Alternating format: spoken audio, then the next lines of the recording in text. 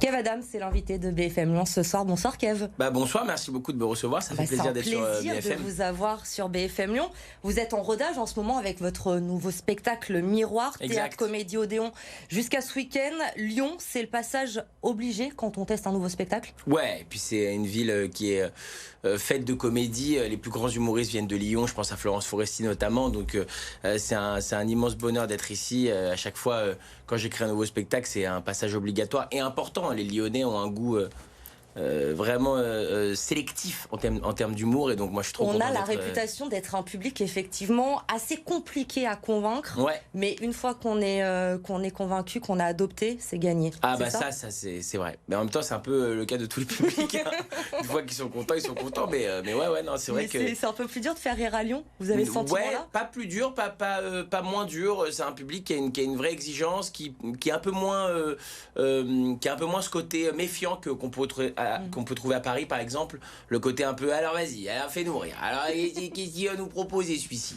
Là ils viennent quand même plus l'esprit ouvert, le cœur ouvert en général, les Lyonnais, les pélos comme on dit, et donc c'est un vrai bonheur à chaque fois de venir tester les spectacles ici, carrément, j'ai hâte. Vous avez des bons souvenirs ici à Lyon? Vous connaissez la ville un peu? Bien sûr, j'ai eu la chance de tourner un film qui s'appelle Amis Publics ici il y a quelques années, et puis je viens ici très régulièrement pour écrire les spectacles, passer quelques semaines. Il n'y a pas un seul de mes spectacles que j'ai pas joué à Lyon, à la Altony Garnier notamment, ou à la Bourse du Travail, donc c'est pour moi toujours un gros kiff de revenir ici, quoi. C'est sans hésitation une de mes villes préférées en France, quoi. Ah, vous y serez à la Altony Garnier, on en parlera tout à l'heure, le 29 mars justement, avec ce nouveau spectacle Miroir.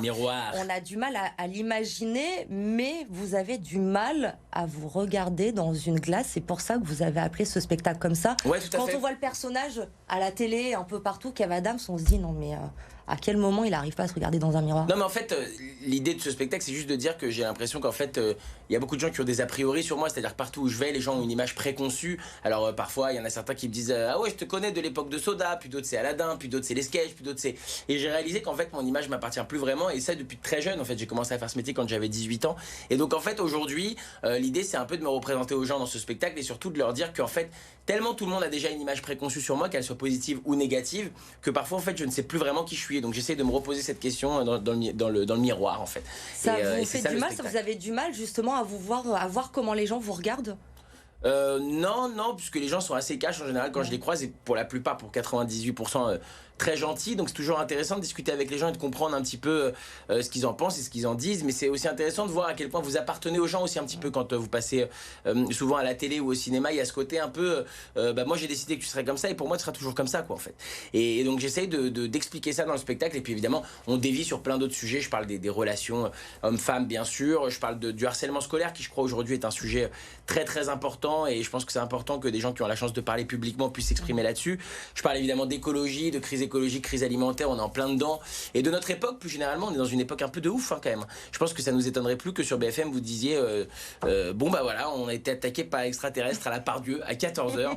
Ça surprendrait plus personne, quoi. C'est ça qui est dingue, on vit dans une époque où il y a tellement des folies qui se passent constamment que on est prêt à tout finalement. Et ça va peut-être surprendre aussi votre public, justement, ces thèmes, l'harcèlement scolaire, l'écologie, des thèmes que vous ne traitiez pas forcément dans vos spectacles avant. C'est quoi? C'est le Kev Adams trentenaire qui évolue, qui change? Ouais, et puis j'ai envie de parler ouais, c'est ça, j'ai envie de parler de sujets qui me touchent profondément. J'ai des petits frères, je m'inquiète pour eux, je m'inquiète pour cette époque aussi, et donc souvent les sujets d'inquiétude se transforment en sujets de vannes, et je pense qu'il n'y a pas meilleure manière que de faire passer les infos qu'en faisant de l'humour, quoi. C'est la meilleure manière de parler de sujets lourds et de sujets compliqués. Dieu sait que vous le faites sur BFM, et je me dis que l'humour c'est aussi une bonne manière de parler de ces choses-là. Le rodage est quasiment terminé. Il y a Lyon cette semaine, encore une date la semaine prochaine. Ça veut dire que ça y est, là c'est bon, il n'y a plus grand chose qui bouge. Vous avez tout testé, ou il y a encore des petits ajustements? J'aimerais vous dire ça y est, tout est prêt, le spectacle est génial, mais je trouve qu'il est horrible. Non, évidemment c'est pas le cas. Non, c'est pas le cas, mais il y a beaucoup de travail encore. Il y a beaucoup de travail. Et puis moi je suis un acharné du taf, j'ai l'impression qu'on n'est jamais prêt. Donc je pense que je vais continuer d'écrire et écrire jusqu'à la veille de la Altony Garnier, histoire d'avoir le spectacle le plus parfait possible. Et même après, je sais que je serai pas content, que je me dirais il faut encore ajuster certaines choses. C'est le principe d'un spectacle d'humour, c'est que c'est une recherche constante, ça évolue constamment. Et donc c'est jamais un produit fini, quoi. Il faut toujours améliorer le truc, il faut toujours s'inspirer des gens et des rencontres pour essayer de faire le truc le plus précis possible, quoi. Alors j'ai vu nos collègues de BFM TV, ils vous ont suivi à Bordeaux sur l'une de vos dates en rodage. Et forcément, ils ont interviewé. C'était au tout début du rodage. Alors là, il y avait rien au tout début, mais déjà, de ce que j'ai entendu, c'est que votre public était ravi quand même du spectacle. Les retours que vous avez pour le moment, ils sont quand même plutôt bons. Ouais, ils étaient contents, mais l'idée aujourd'hui, je crois que c'est pas juste de faire rire. Franchement, j'ai pas de crainte là-dessus. Les gens vont venir et ils vont se marrer. L'idée, c'est de faire passer des vrais messages, raconter une vraie histoire, se représenter aux gens. Je pense qu'aujourd'hui, des mecs marrants ou des gens marrants, il y en a plein. Ce qui va faire la différence dans les années à venir, c'est ceux qui ont des vrais messages à porter, qui ont des vraies choses à dire. Et c'est ce que j'essaye de faire aujourd'hui. Un artiste doit être engagé aujourd'hui ? Pas forcément engagé, mais en tout cas de dire ce qu'il a sur le cœur et ce qu'il a dans le bide. Si c'est juste pour faire des blagues, aujourd'hui il y a des gens sur Twitter, sur Insta, sur TikTok qui font des très bonnes blagues. Et moi ça m'intéresse pas. Ce qui est intéressant aujourd'hui dans le spectacle, dans le one man show, c'est d'aller voir le point de vue de quelqu'un.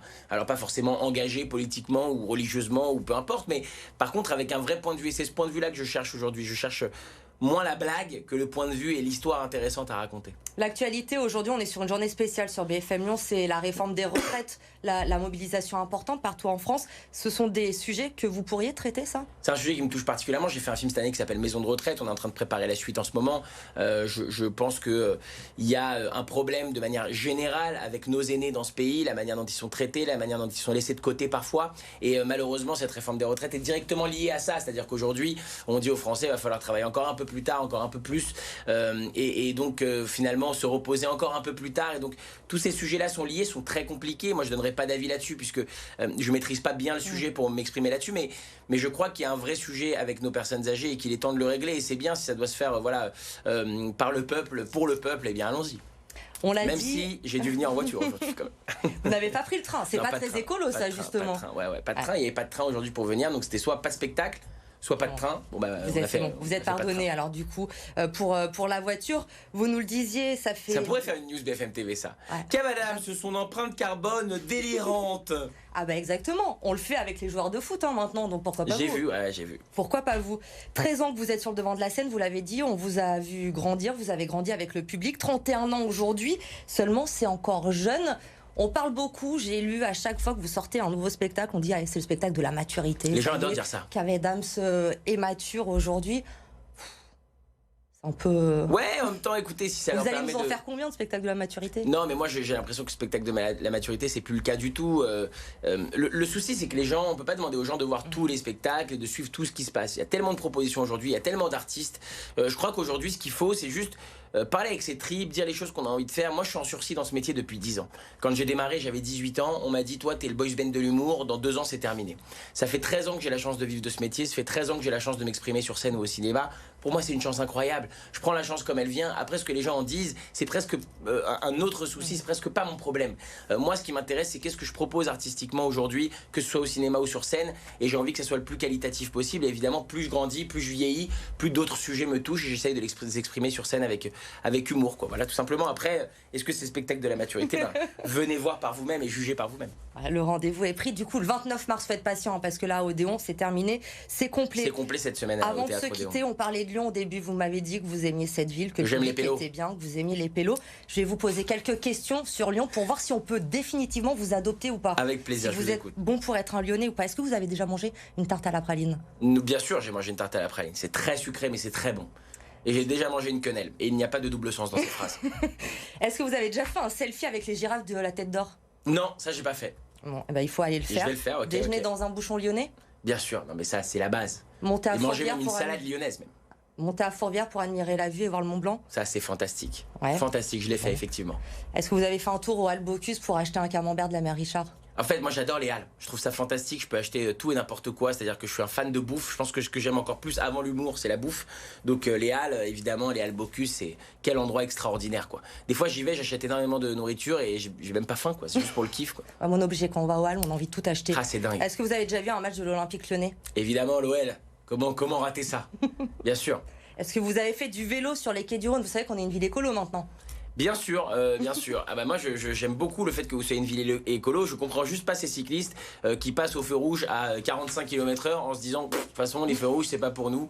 Je trouve ça quand même assez étonnant et j'en parle dans le spectacle. Bon, bah c'est bon, vous êtes adopté, vous êtes lyonnais maintenant, Kev Adams. Bah, merci beaucoup. On vous retrouve le 29 mars à la Halle Tony Garnier avec votre nouveau One Man Miroir. Merci d'être passé par BFM Lyon. Merci à vous de m'avoir reçu, c'était un plaisir.